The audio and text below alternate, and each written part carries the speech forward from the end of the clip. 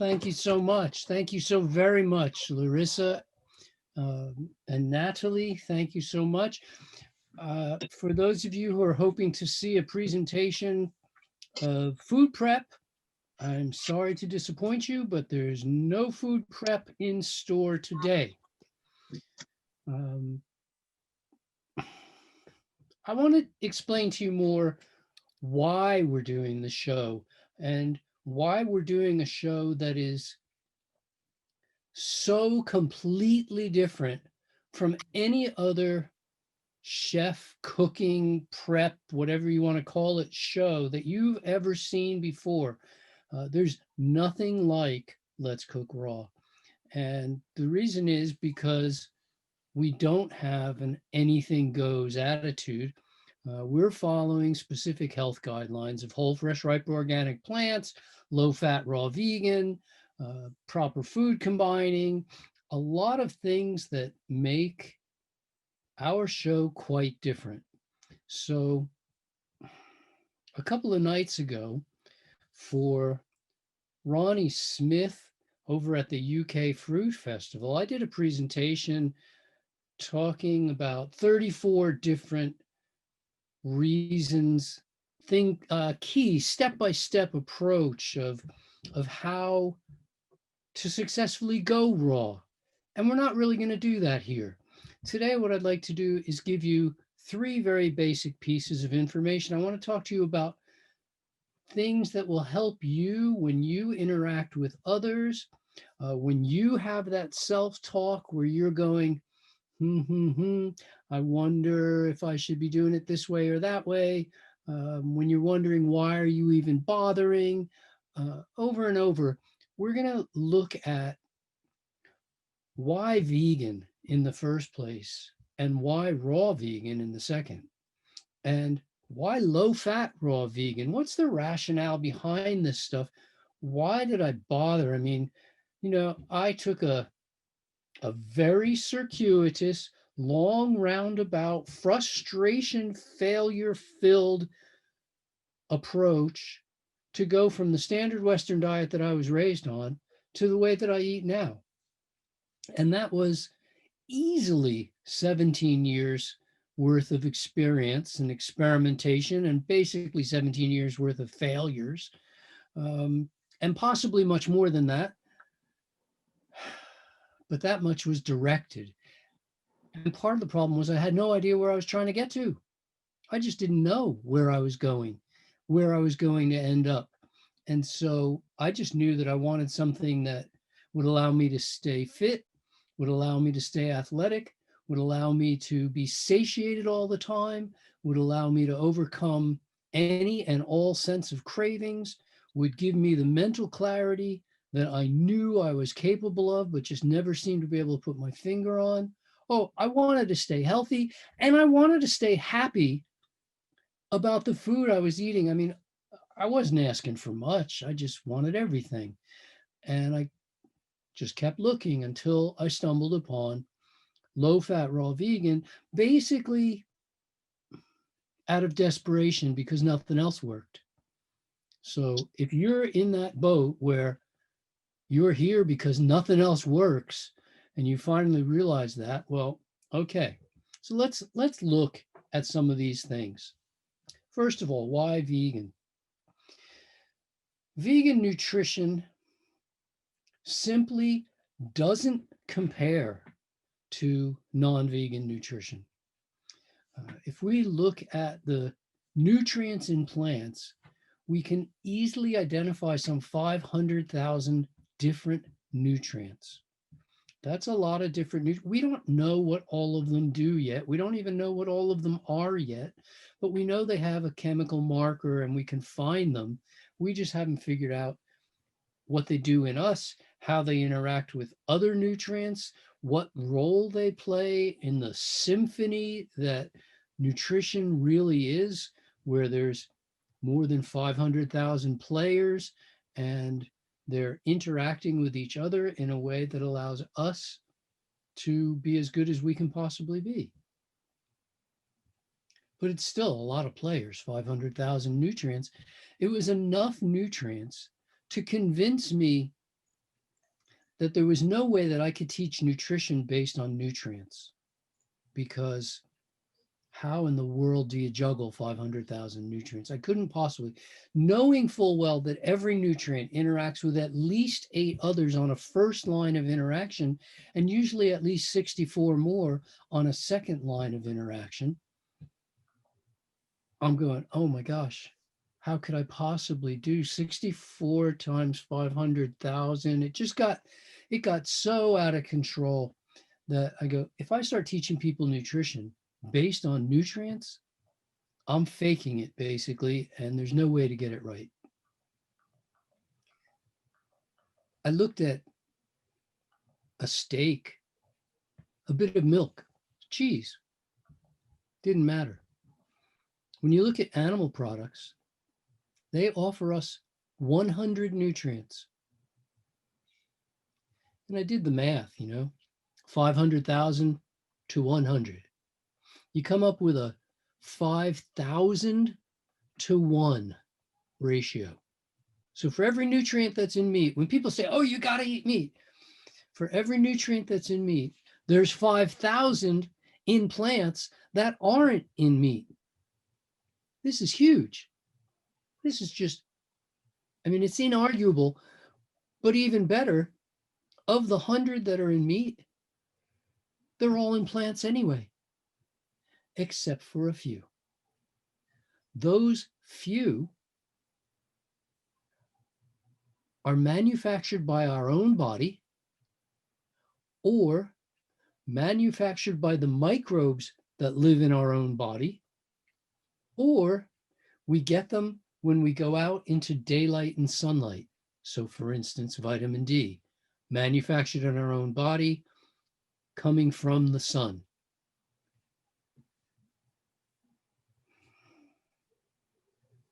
I'm done with that argument already.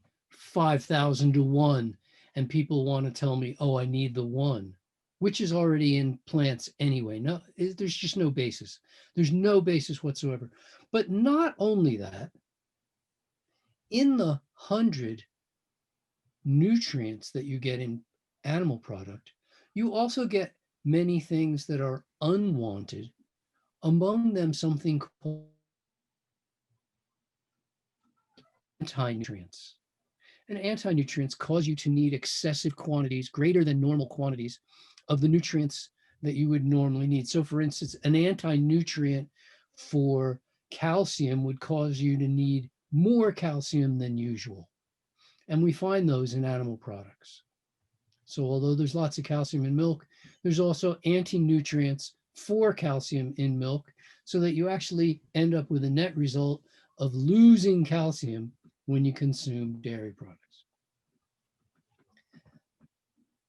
So nutrition was a big reason for me to go vegan, but so was health. When we look at the population as a group, roughly 97 to 98% of Americans, when tested, show signs of heart disease, cardiovascular disease. And yet, heart disease is, I'll say virtually, it's almost unknown in vegan communities. When we say, oh, and 3% of America is vegan, guess which 3% don't have heart disease? Well, this is pretty easy. When we consider, for instance, that cholesterol is known to be a big player in heart disease, and there's cholesterol in animals and there's cholesterol in plants. But the amount of cholesterol in plants is 1/1,000,000th as much as you find in animals.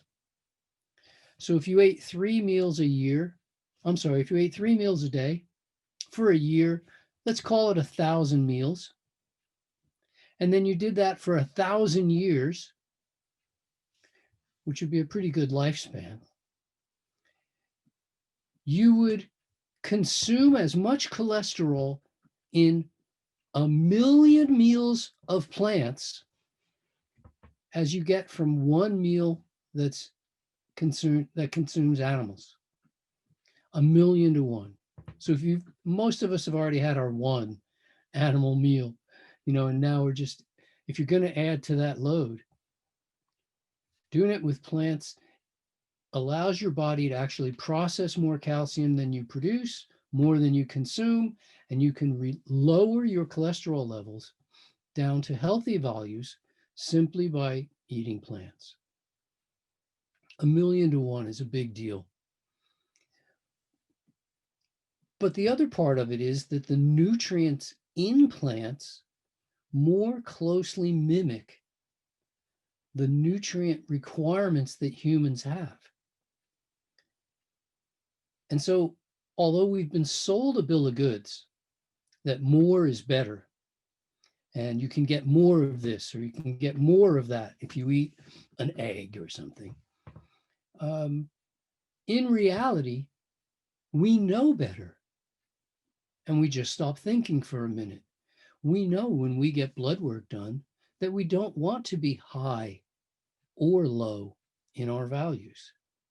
We know when we take our temperature that we don't want the temperature to be high or low, that we don't want blood pressure to be high or low, or pulse rate to be above normal or below normal.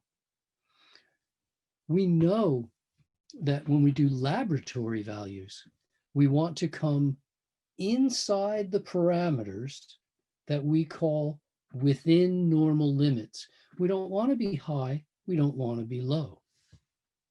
But somehow, even knowing all of that, even knowing that Goldilocks didn't want her porridge too hot or too cold, we still fall for the trap of thinking that more equals better in the world of nutrition, and it simply doesn't. We know it simply doesn't, because if you refine out all the nutrients from sugarcane and end up with just the glucose, or just the sucrose, or just the dextrose, or just any refined sugar, that we have something called empty calories.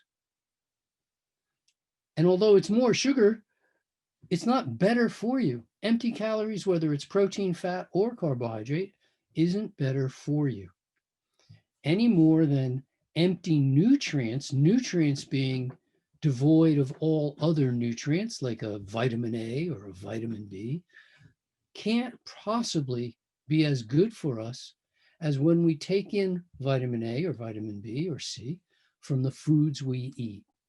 So the nutrient makeup of plants more closely mimics those that of our human requirements, and we don't need more, because if you're getting more of this, you're most likely getting less of something else.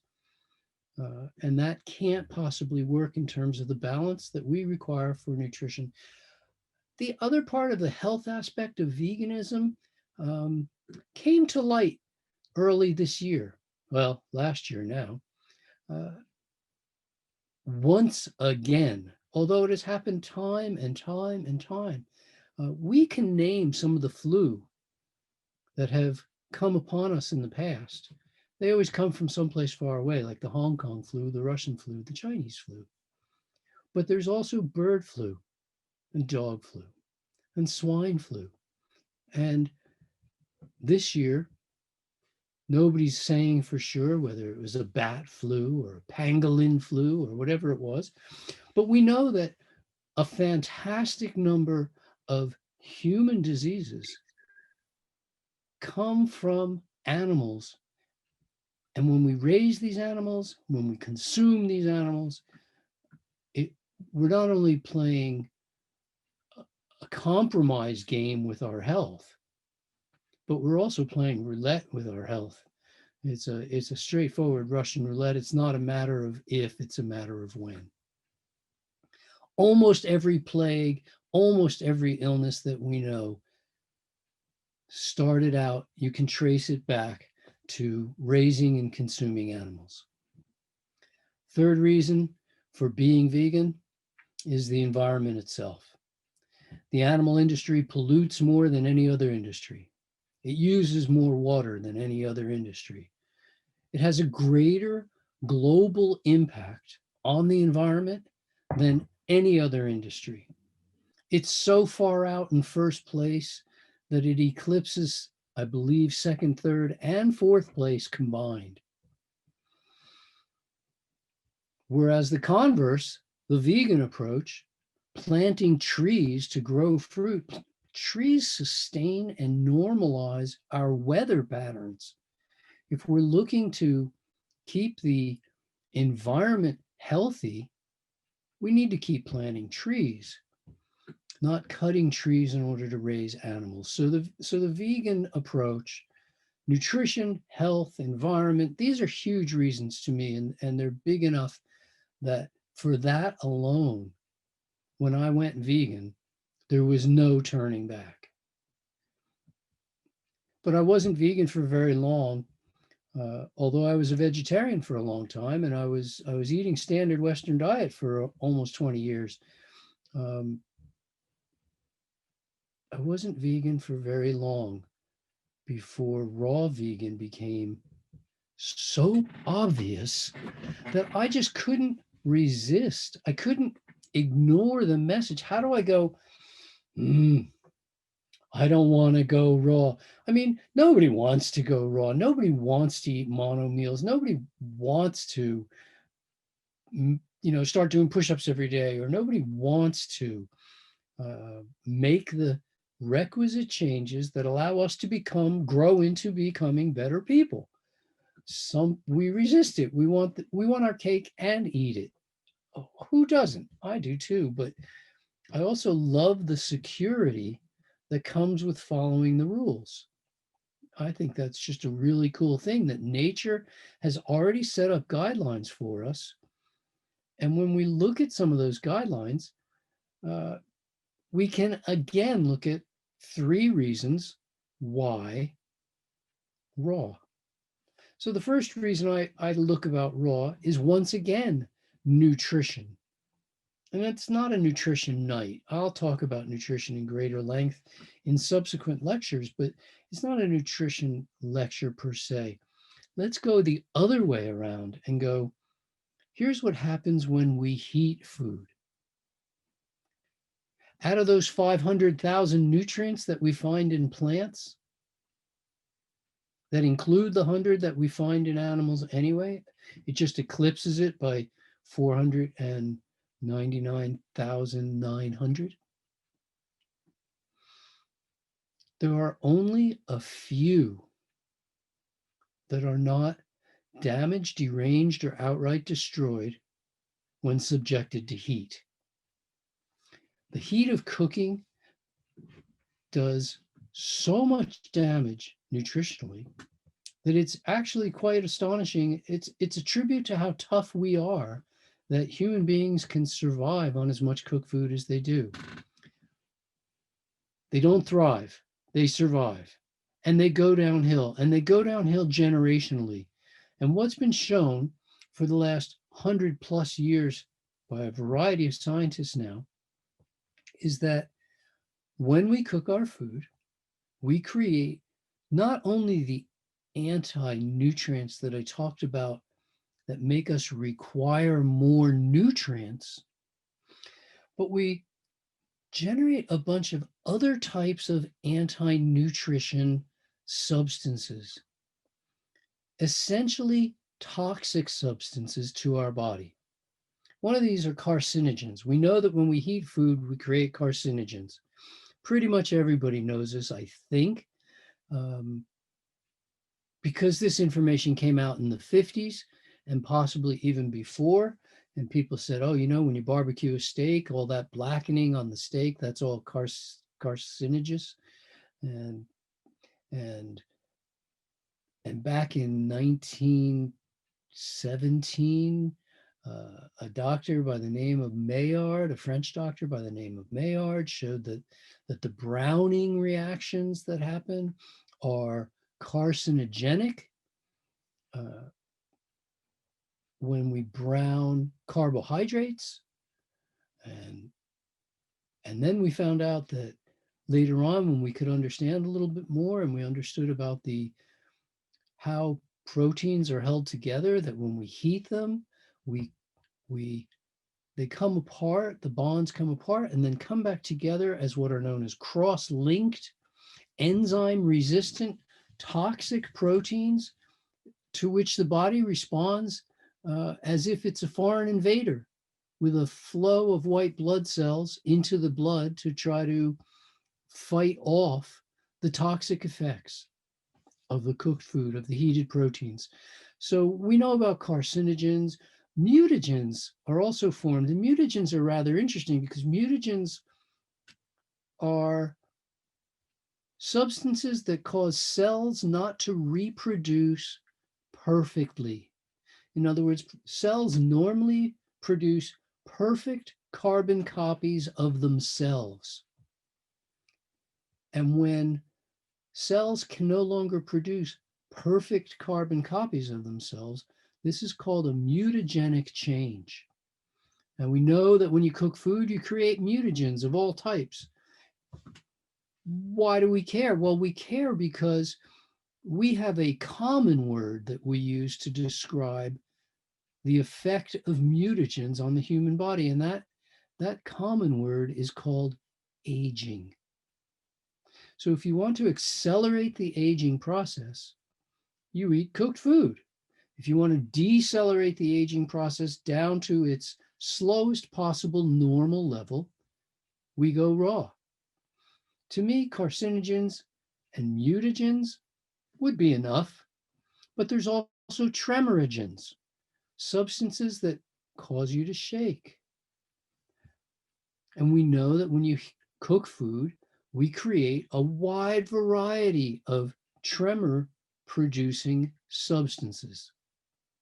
How much of that do you have to eat before you end up with shakes? Well, apparently some people have hit the limit. It certainly can happen in less than a lifetime. But not only tremorogens, but also tumorigens. Tumors are rampant in the human population these days. And we know for a fact that when you cook food, you create a wide variety of tumorigens. Okay, is every cooking process the same? No, they're not all the same in these regards. No, of course not. I mean, the most gentle warming of food, your hand is in the soup until it's warmed. I mean, that's not the same as putting it on a searing hot grill or griddle and leaving it there for 10 minutes. Okay, granted. And when you blacken rice, it's not the same as if you just cook it in a whole lot of water and then pour off the excess water later on. Okay, there's lots of differences, but all heating does the same thing because what we're doing is known as PCH. It's partially combusted hydrocarbons. All foods and all animals, for that matter, including us, are what we call hydrocarbons. Now, in the environmental world, the Environmental Protection Agency controls what comes out of smokestacks and what comes out of the exhaust of your car. And in both instances, what they're looking at are PCH, partially combusted hydrocarbons. And they say, look, when you burn gasoline, which is also a hydrocarbon, that the part that didn't get completely burned to turn your fuel into energy, the part that is coming out your exhaust. And we care about those partially combusted hydrocarbons because they're toxic. We care about what comes out of the smokestacks of the factories because those partially combusted hydrocarbons are toxic. But we don't monitor what comes out of the vent over your kitchen stove because we just haven't started doing that yet. We don't monitor what comes off of your grill because we just haven't started doing that yet. But don't you know, when the first lawsuit comes, there will be more to follow. And I'm not looking forward to that day in any way, but when your next door neighbor sues you because you have a barbecue every night and their baby got cancer because the fumes came over into their yard, and there's going to be a price to pay. And cooking Cooking is on the way out, folks. It's it's unsustainable. It's we look at certain types of behavior and we go, gosh, that isn't that's not socially correct. And I look at people cooking and I go, that's just not socially correct. If if you have to control the noise coming out of your house, you have to control the light coming out of your house. You have to control a lot of things. Otherwise, you're polluting the environment. Why don't you have to control the smells that come out of your house and go into the next apartment or into the neighbor's yard where other people may not like that smell or may think that it's detrimental to their health? Because understand full well that when you smell something, it's already in your bloodstream. That's how it got to your brain. So we go, oh, I don't eat that stuff from the fast food joint anymore. I just go by and sniff. I just smell it. Well, when you smell it, it's already in your bloodstream. And studies have been done comparing the toxic effects to the lungs of breathing the air in a deep fry establishment compared to smoking cigarettes. And the smokers got off easy. The people working in deep fry establishments that don't smoke have higher cancer rates than smokers. And yet nobody's saying a lot. I am. I'm saying that there's a good reason to be raw because cancer is still scary business. Mutagens, tumorigens, tremorigens, all of these things are caused by PCH, and that's not even the worst of it. The worst of it is what's called it's called teratogens. The worst of it is called teratogens. If you're old enough to remember thalidomide, thalidomide was a teratogen introduced to pregnant moms, and it did what it was supposed to do for the moms, but for their unborn child, it caused their arms and legs not to form. So we have a bunch of babies walking around the planet with feet and hands, but no arms and no legs. It's not a good look. And it was perhaps the worst teratogen ever introduced into the human population so far, although there's people saying 5G might be worse. There's people saying that glyphosate might be worse. And glyphosate is so endemic at this point that we're finding it in mother's milk just because it's in all our food. This is a serious problem. For those of you who don't know glyphosate, think of the product known as Roundup. It's a broadleaf defoliant, Agent Orange.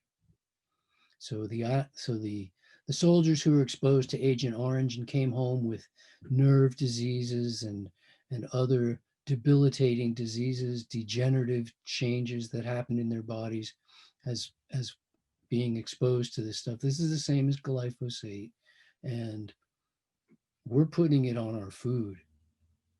I'm sorry, this is a scary, scary but there's a bunch of teratogens that form. And what is a teratogen? It's something that doesn't necessarily affect your health adversely, but it'll affect your offspring or the next generation or the next generation. It could be 6 generations down the line. We don't even know. But we know the cumulative effect, just like we've seen the cumulative effect of toxins through what's known as the food chain. We're seeing the same thing as we go from generation to generation, passing on teratogenic changes. So for me, I'm eating raw because of nutrition. I'm eating raw because the vibrations that come from whole, fresh, ripe, raw, organic plants are so high compared to a bunch of brown jelly on your plate. I mean, the last unrecognizable brown food. Oh, what's this? I mean, it's like the story about the guy, newlywed guy, and his wife said, really, I should tell you, I can only make 2 things. I can only make meatloaf and apple pie. And he looked at her and he said, "Which is this?" Oh, well, I should be able to hear you. That should have been so funny. Okay. So maybe it was the guy cooking. All Maillard reactions are known to cause carcinogens, but they also cause neat flavors to happen. And in the flavor world, more than 75% of all the flavors, all the aromas that you're familiar with, all the aromas used in perfumes, they all rely on this Maillard reaction, which is why if you go to many doctors' offices, you'll see a sign that says, "Please, for the benefit of some of our sensitive patients, don't wear strong perfumes when you come into this office because they react adversely."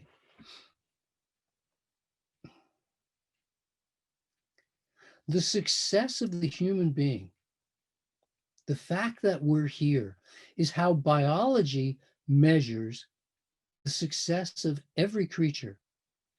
So the dodo couldn't learn to avoid the hunters or the hungry sailors, but the cockroach has figured out how to survive through everything. The dinosaurs couldn't figure it out. Whatever they needed to do, they couldn't do. Saber-toothed tigers, thing of the past. Woolly mammoth. But people have been here for quite a while. We don't even know how long people have been here. Not really exactly. It's hard to know exactly. There's a bunch of predecessors to the current Homo sapiens that were also Homo, uh, by all intents and purposes, people. There's been at least 6 or 8 other species before Homo sapiens that would count as people. And by all accounts, we've been here a few million years. Life on Earth's been around for a long time, and all animal life on Earth eats raw. That's a pretty good model to follow. But even the people ate raw for about 99.9% of the time that we've been walking the Earth. If you asked me to bet my life savings, and I have a 99.9% chance of doubling my money, or I've got a 0.1% chance, I'm going for the 99.9. I don't know about you, but I'm going for the 99.9.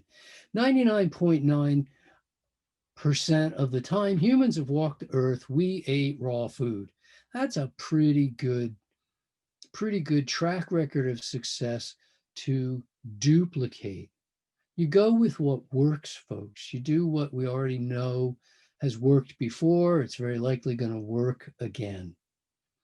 History supports the consumption of raw food. So it brings us to why low fat. And low fat has, I mean, I could talk about this for a long time. I could write a book.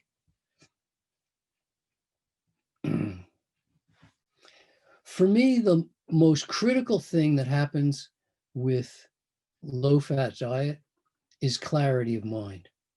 As your blood sugar levels optimize and stabilize, the clarity of mind that goes on is, it's hard to describe to somebody who hasn't experienced it. It's hard to convince them what being turned on is about. So I'll go about it the other way. What happened to me? I was trained as a child to have a pretty good vocabulary, and both my mother and father were big on the use of words and learning the proper words to express yourself well. And I'm really thankful for that.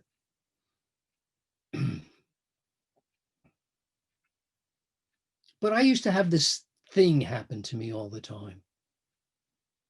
Not if it's ever happened to you. I'd be wanting to tell somebody about something, and I'd get to a point where I wanted to tell them something, and I just couldn't come up. I knew the word, but I just couldn't come up with the word. I couldn't get it out. I could even tell them what the word meant, and eventually they'd give me the word. You ever had that feeling? Just nod if you've had that feeling. You just couldn't Wasn't that there wasn't recall, it was there somewhere, but you just couldn't quite get it out. That used to happen to me all the time. And the other thing that used to happen to me all the time was that I'd be talking with friends. No big deal, just living room conversation.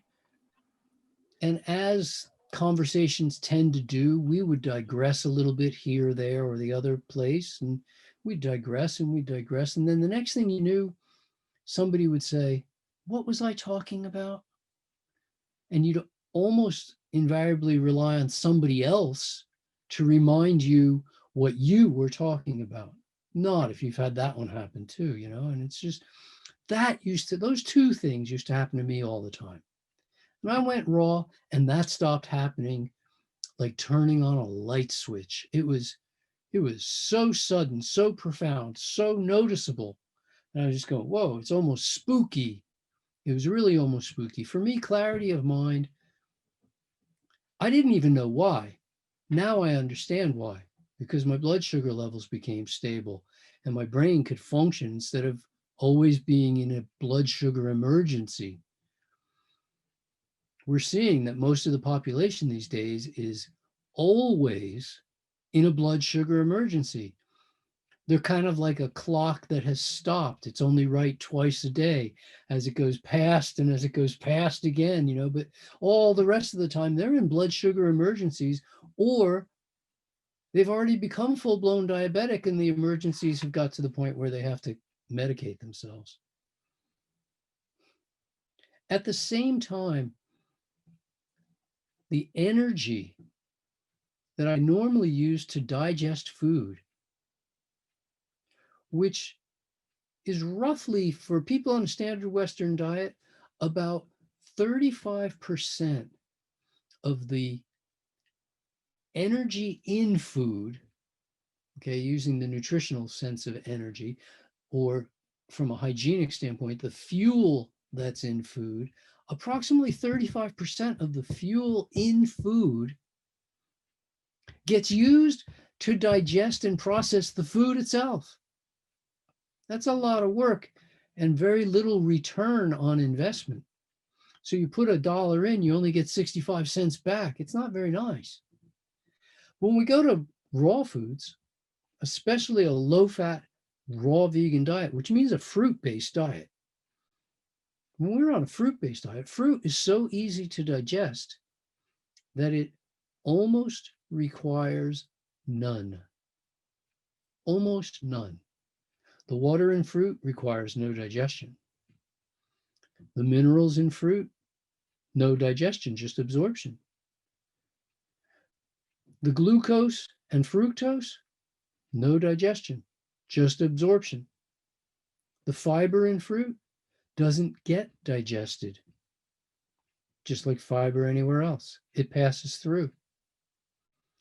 The nutrients in fruit require almost no digestion, so extreme that if you've had a good workout or you've gotten pretty hungry one way or another, you've been out doing a bunch of gardening or something, and then you come inside and you eat a peach, before you finish eating the peach, the nutrients in that peach have already passed through your mouth, esophagus, stomach, into the intestines, into the bloodstream, and you can feel it coursing through your body, the refresh feeling of, wow, the surge of the glucose coming back and the water coming back, and you feel invigorated. And you can tell it's happening from before you finish the very first peach. If you can drop the amount of fuel used to digest your food, cut it in half, cut it by 75% or more, you can then take that fuel and put it elsewhere. A longer day of productivity, more intense physical actions, get more done in the day, just be generally more active, have more fun moving around, less couch potato, more enthusiast. So basically the math behind this is called uptake, transport, and delivery.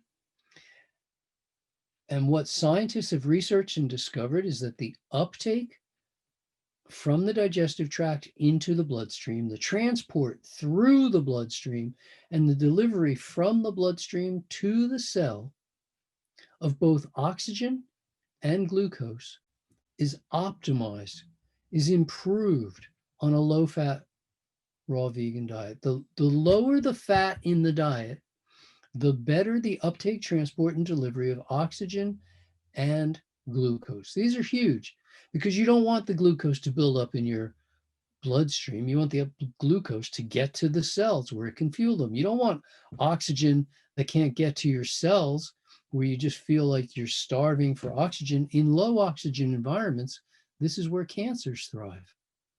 So we want to have ideal uptake, transport, and delivery of oxygen and glucose. This is tremendously important. And finally, what's called bandwidth. You know, if a gecko loses its tail, it's a sad thing, but the gecko can grow another tail. For you, if you cut off the very tip, just the sliver of your finger, it'll take some time, but you can grow it back. But if you cut off your arm, you're not going to grow a new arm.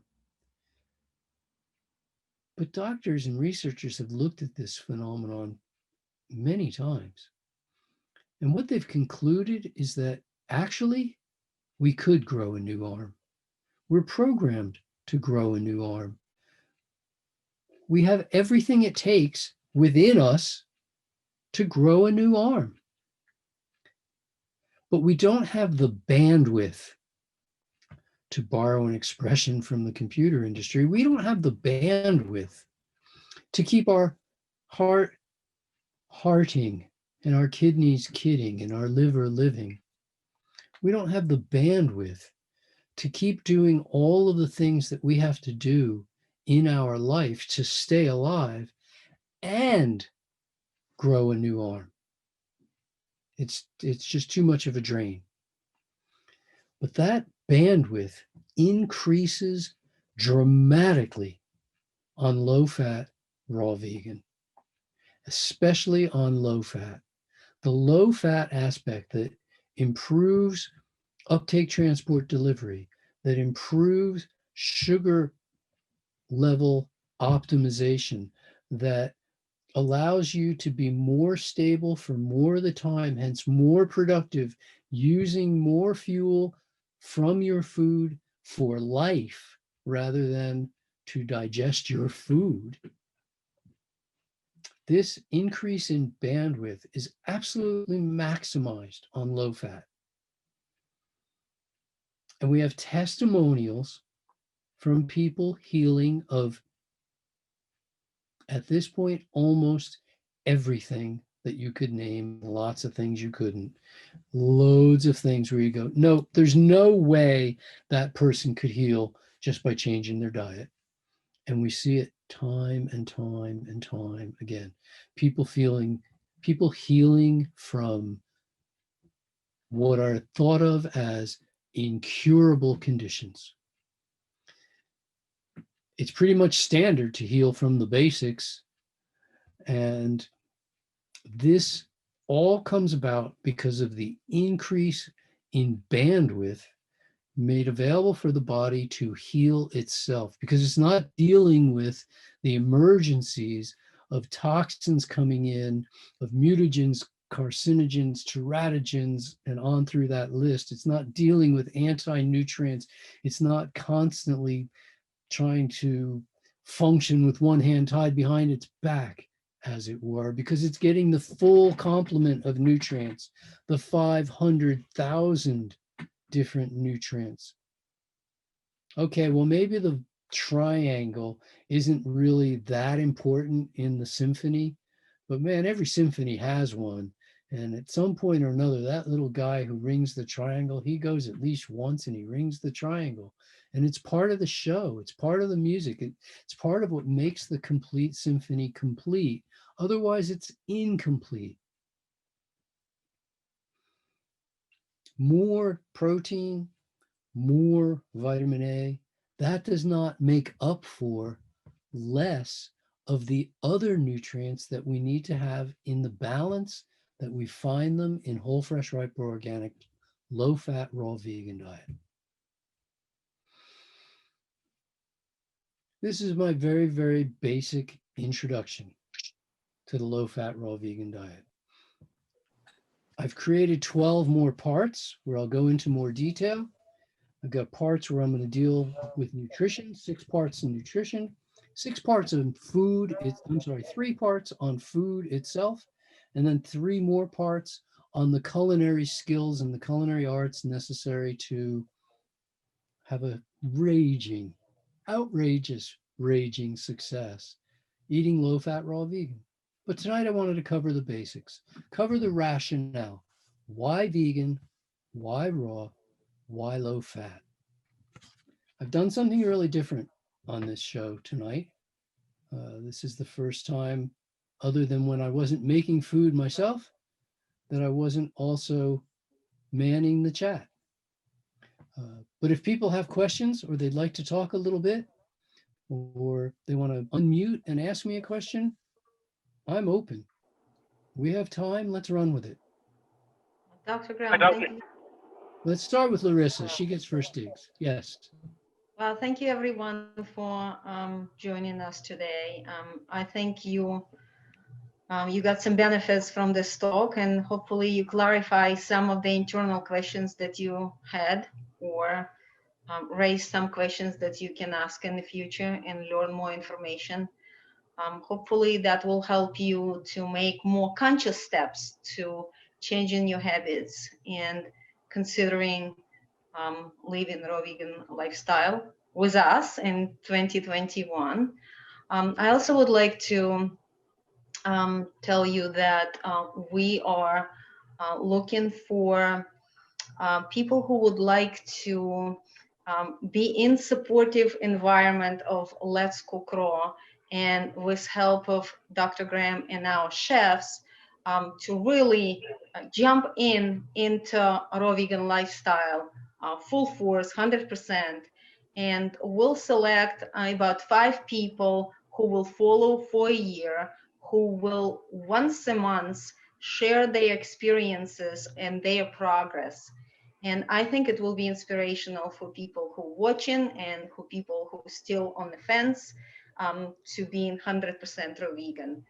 And we receive many emails, and we'll reply back with some next step for you and what we're looking for. And I think it will be very inspirational and very interesting process for everyone involved. So before we get questions, I would like to introduce our next show for the next Sunday. And we will have a raw vegan chef, Iris Zajac, and Yes. she's a woman of many trades, a raw vegan dessert chef, professional raw vegan dessert chef, health and business coach, and law student. And throughout her raw vegan cakes class, she shares the possibility of eating very healthy desserts with everyone. She teaches making beautiful desserts that you can enjoy to the fullest and without the guilt. So we'll be making raw vegan blueberry pie next Sunday. Please sign up for the class. Please get your ingredients. Please cook with us. I think just going through the process of cooking with the group, even if you don't do it perfect, I think it's a very different experience that watching the recorded show and doing it on your own. So I invite you all, come next Sunday. We will be part of online Woodstock Fruit Festival. So we expect a lot of people. It will be very joyful and interesting show. And please make blueberry pie with us next Sunday. And at this point, please unmute your microphones and ask questions. Okay, if I can, I'm gonna start out by answering a couple of things that I saw. I just read through the chat. Thank you everybody for being so active throughout that whole thing. First thing I want to mention is Karen Ramsey has given me, for the first time in my life, the technical word or the technical term for when you can't find the word that you are looking for. and it's called word finding difficulty. Thank you for that technical term. Now we've got the word finding difficulty to, I'm glad they didn't make that too complicated. Um, AJ asked a great question, uh, but it was a really complicated one, and I could give you an hour, AJ, but I'm just going to give you a short one. Uh, yes, animals will eat people food, no question. If you give them the option to eat something with concentrated flavor hits, if you give them the option to eat something that requires less effort in terms of chewing, if you give them the option to eat foods that are stimulating, in other words, they have all sorts of irritants, stimulants, condiments, wherever we want to go with that. Um, things that things that light up different elements within the brain, um, and make you want more of that. They'll go for it, not to their health betterment, but they will go for it. You can fool children to eat candy rather than apples, uh, but it doesn't make it more nutritious. It doesn't make it healthier for us. It doesn't make it better for us in any way. It's just that we can fool the taste buds and we can fool the senses. Um, like the studies that have been done on rats, where they give them the option of having food. If they push one button, they can have food, or they can have cocaine if they push the other button. And they will push the cocaine pleasure center stimulant button over and over and over and over again until they die of starvation.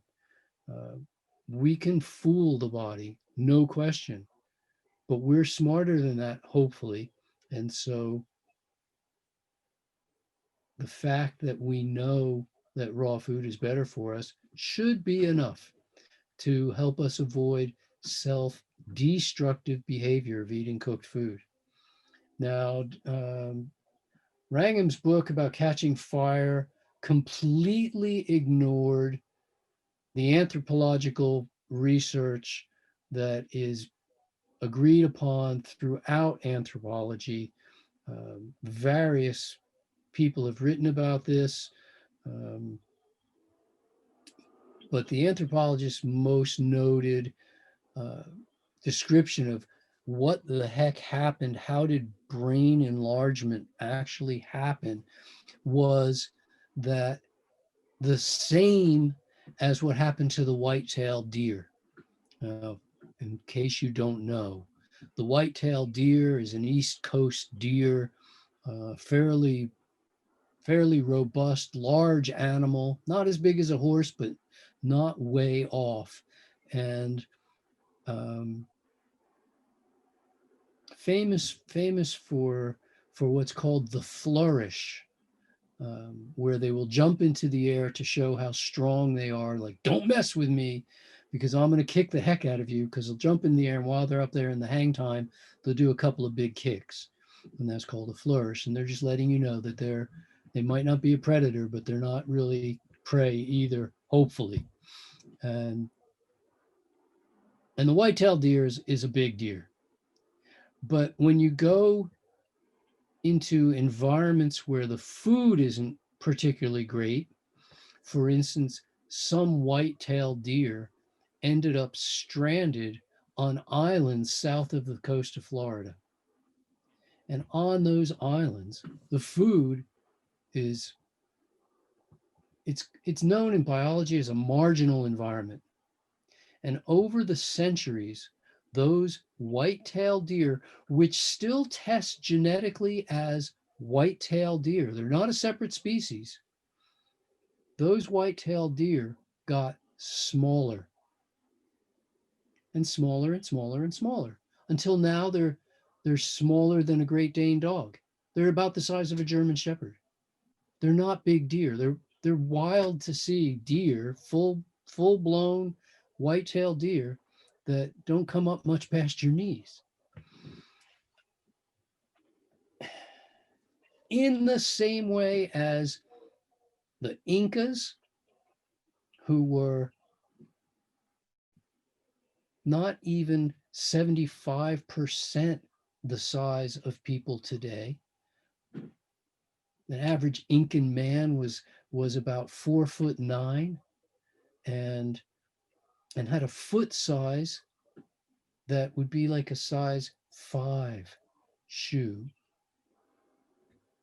which explains why their doorways were only 5 feet tall. The doorways of their houses and their buildings were only 5 feet high, and the steps were only 6 inches wide. I mean, an American walking on those steps, you have to turn sideways and put your feet on the steps sideways. But they could just walk up and down, no problem, because their feet were much smaller. It's been shown time and time again that when we improve nutrition, people grow. When we improve the calorie availability, various parts of our development that have been held back can finally become unleashed. And the anthropologists have told us, from Richard Leakey on through all the others, and now a bunch of biologists have jumped on that bandwagon as well, saying that human beings,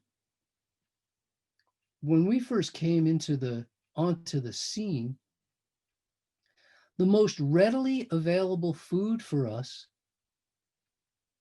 was leaves. Leaves are everywhere in the jungle. They're just everywhere. And leaves were readily available, and we ate leaves. And sometimes a little bit of fruit.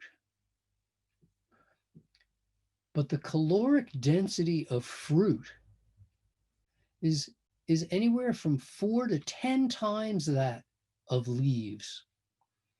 And what the anthropologists all say, and I trust them as scientists far more than I trust one author writing one book, although everybody loved to catch on to what he said.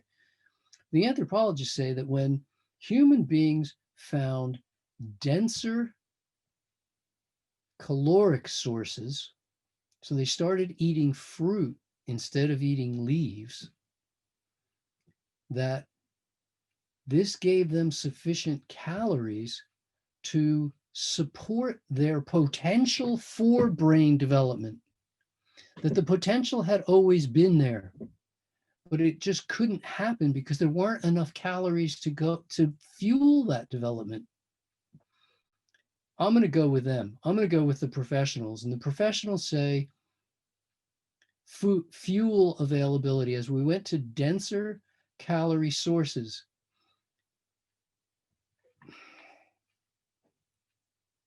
allowed us to reach the potential that we always had. It doesn't create a situation where we just get bigger brains and bigger brains and bigger brains beyond our potential, even though we're now eating even denser, refined calorie sources. It's not making us smarter, even though we went from eating a tiny, tiny bit of cooked food in along with our entirely 100% raw food diet to a point where now many people almost eat no raw food at all in the course of their year. I'm not seeing that making them even smarter. And I think that whole concept of eating cooked food made us human, eating cooked food made us smarter, none of that holds any water. Sorry. At least that's my view.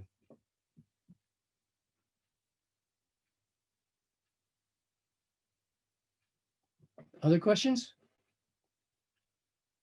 Hi, Doug. I have a question. How's it going? Hi. Who's talking? My name's Melissa. I signed Hi, up for Melissa. I signed up for your quick start class on the 1st when you had the class. Oh, fantastic. We're succeeding on raw. Super excited for that. I just had a quick question. I know that you mentioned that, about 30% of the energy in food is lost and used to digest the cooked food itself. I eat about 80 to 90. I'm sorry? So say the physiologists. Yeah, so say the physiologist. I eat about 80 to 90% raw and then 20 to 10% cooked. So in the case of like me eating a huge, huge raw kale salad and then maybe like 1 or 2 baked falafels, in this case, the amount of energy that it would take for me to break down those cooked falafels, it would take away from the kale salad. A little bit. Okay, a little bit. And then, but the Mhm. kale would also help with the digestion of the falafel, because I've noticed that if I were to just eat the falafel alone, like I would die in pain. Right. Eating lots of fiber, eating lots of green. Yeah. There's nothing really magic about green, because the green itself is a product of chlorophyll in foods, and chlorophyll itself is not a nutrient for human beings. You can open up any nutrition book and it will never list chlorophyll as a nutrient. No matter what you've been taught, folks, chlorophyll is not a nutrient. But the things that are green tend to have a whole bunch of other things in them that are really good for us, and counter effect even the falafels. That's awesome. It's a good thing I never bought chlorophyll pills or chlorophyll Exactly. supplements. Thank you so much. Sure, my pleasure. Hi, Doug. My name is Kathy. I'm here in South Florida. And I was Hi, just Kath. wondering, do you have a specific type of water you would recommend our drinking? Well, it's a great question. And where in South Florida are you? Fort Lauderdale area. Oh, yeah, okay. They don't have the best water in Fort No, Lauderdale, to be quite honest. So I wouldn't recommend drinking out of the tap. I can't do that. I'm well water. I don't even want to rinse my mouth out with that. Yeah, as my good friend Wayne Pickering says, never drink the crap from the tap. But it's an interesting question, because some people want different things out of their water than what I want out of my water. When I'm thirsty, I want water because I want to rehydrate my body. I want to add water to my nutrient load and my toxic load, whatever each of those may be that makes up me. I want to add water so that I can function properly without being dehydrated. Right. I don't want to add minerals. I'm not looking to add electrolytes or something. I'm just looking for water. So I Right. really want the purest water I can possibly find. Pure water comes from 3 sources that I know about. Uh, One is if you distill your water. 2 is if you use reverse osmosis for your water. And the third is what's called condensated water. You know how water drips off of a air conditioner or forms on the outside Yeah. of a glass? Well, there are actually machines that intentionally condense water out of the air. And then you Oh, can get condensated water. And I really like condensated water. I've had it in when I was out in California one time. It was great water, just really great water. The machine was very expensive, but those are the 3 I know about that make really great water. thank Um, you. but the question is loaded a little bit, because as you consume more and more water in your water-rich, whole, fresh, ripe, organic plant diet, Hmm. what most people find is their actual need for water goes down dramatically. And so when I was living a standard Western diet, um, being an athlete, consuming 2 gallons of water a day, 700 gallons of water a year, the kind of water I drank really mattered. Right. Now, in the course of a year, I'd be surprised to find out that I drink a gallon of water. And for a gallon of water, you could drink practically anything. It wouldn't Hmm. matter, because it won't add up into a big problem. It would be like smoking 1 cigarette a year, which you pretty much do if you live in a city anyway. And or getting on a couple of airline flights. I mean, you have to pick and choose which battles you want to pick and choose. That all said, nonetheless, I distill the water in our house, and I'm really glad I do, because The amount of crap that is left behind is simply astonishing.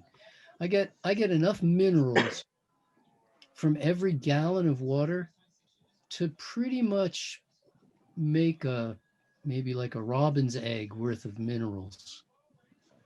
It's a lot of minerals left behind, and those minerals contribute to your arthritides, to your hardening of the arteries, to your Alzheimer's, to your kidney and bile stones or gallstones.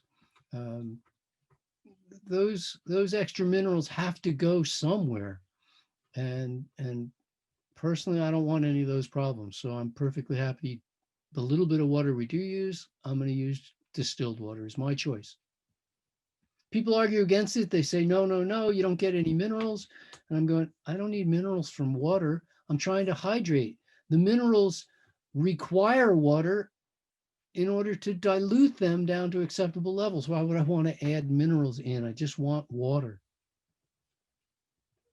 That's the story. Thank you. Sure. You're very I have a welcome. question, Doug. Yes. Okay. Earlier you mentioned something about when we heat our food, it damages, deranges, destroys.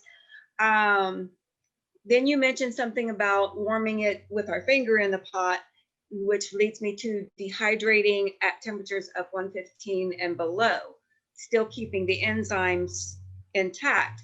Is that still also part of? Think of the, finish your question. I don't want to cut you off. Is that part of Okay. it? Okay. So is that still deranging anything in the food? So think of the temperatures that we commonly see on Earth. Okay, Right. if you go to Death Valley, there's still plants living in Death Valley.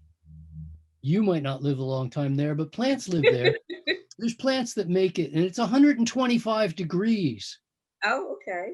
right? I've been in Texas. I was in Texas one day out jogging because I didn't know that it was 126 degrees when I was out jogging, and it almost killed me. It really, I mean, I drank a gallon of water when I got back, and I didn't pee for 4 hours. I mean, it was just a mess. But I drank a gallon of water and then ate an entire watermelon and still didn't pee for 4 hours. I mean, I was really, after 1 hour of running in that kind of heat, I didn't know it was that hot or I wouldn't have gone out. The next day I went out in 114 in Dallas, and it felt like a cool day compared to 126. But either way, even at the 126, there was still trees and grass, and everything was growing just fine. That this whole business about enzymes, I don't want to say it's overplayed, because I mean, there's reasons to go raw, but the damage. Okay, have you heard of pasteurization? Yes. Okay, pasteurization relies upon damaging, deranging, and destroying certain enzymatic activities so that microbes and insects and whatever else is there in your food won't adversely affect you. Right. Okay. Pasteurization happens at 161 degrees. Ouch. Okay, that's hot. That's really hot. In fact, if water that's 150 degrees splashes on you, it will scald you. If you've ever gotten into a hot tub that had a thermometer going, you know that a hot tub at 110 is hard to stay in for more than a very short time. Yes. 106 and you're like, wow, this is phenomenal. 110 and you go, I got to get out of here pretty quickly. 150, 120 and your skin will burn after 2 minutes. Okay. 130, it takes about 30 seconds. 140, it takes, I believe, 5 seconds for water 140 degrees to cause a burn, and then at 150, it's instantaneous burn. So, but there's all kinds of nuance to that whole concept, because just like us, food sweats, and the sweating process keeps the food itself cool as the water that's sweating out of the food evaporates. Oh, that makes sense. So if you put a bunch of tomatoes in a dehydrator, say you slice some tomatoes, it's the height of summer, you got like all, you're drowning in tomatoes. So you're going to dry some, and you put them in the dehydrator at 112 or 114 because you don't want to damage any of it. Before they ever get dry enough to continue the drying process, they're going to go moldy because it's hot, warm, and wet in there. Ah, okay. This isn't, you weren't trying to grow mold, but you will. You've got sugars, hot, warm, wet, you're going to grow mold. And you'll see anybody ever seen the white growing on their dehydrated tomatoes? This isn't good. So if I'm going to dry tomatoes or a variety of other things that might go in a dehydrator intentionally, I don't have any qualms about boosting that temperature to 130, 135 for the first hour while it's sweating off the most water. Now that makes and then perfect turn it sense. back down to 120, 118, 100 and something reasonable, because that's more than enough to do the job. I've got an unlimited amount of time. So, I can do it at low temperature and long time. Be gentle about the whole thing. Does that help? Thank you. That you put that into perfect explanation for me. Oh, bless your heart. Thank you so much. All right, well, thank you very much, everyone, for being here. And Dr. Graham, that was a very informational session. I hope everyone benefited from that as much as I am. And I know a lot, and I work a lot with Dr. Graham. So there was still interesting new points that I learned today and clarified for myself. So I hope you felt the same way. And we're looking forward to see you next Sunday. And like we say, we're going to do a 12-part show. If you're interested in the 12-part show, there's going to be information on the website. You can sign up for all 12 parts right there. Thanks again.